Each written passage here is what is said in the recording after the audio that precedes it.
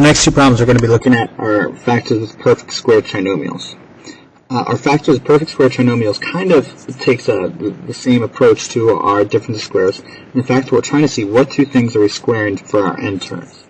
If we want to check, we could say 3x squared gets us that 9x squared, and 2 squared gets us 4.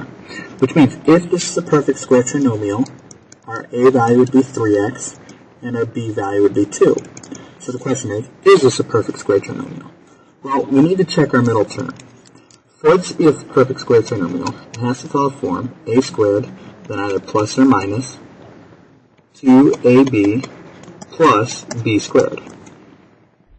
So what we need to do is take our a value and our b value and say, in this case, what would 2ab equal? That would be 2 times 3x times b value is 2, which equals 2 times 3 is 6x times 2 is 12x. Because this check of 2ab is the same value here, 12x in both of these cases, we know this is a perfect square trinomial. It happens to be the instance where a squared minus 2ab plus b squared will factor into our a value minus our b value squared. In this case, our final solution then is our a value, 3x, minus our b value, 2 squared. What's nice is, if you don't recognize that this is a perfect square trinomial, you can always factor either by grouping or by guess and check.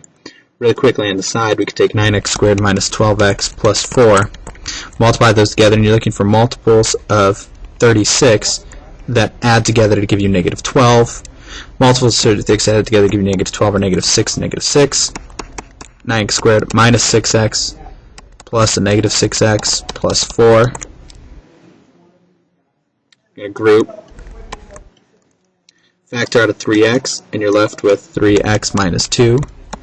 Factor out a negative 2, you're left with 3x minus 2. Group those again, 3x minus 2. 3x minus 2 gets us right back to that 3x minus 2 squared. Now, both will lead you to the same solution, both are correct, which one takes a lot less time. Checking for these formulas makes your life a little bit easier.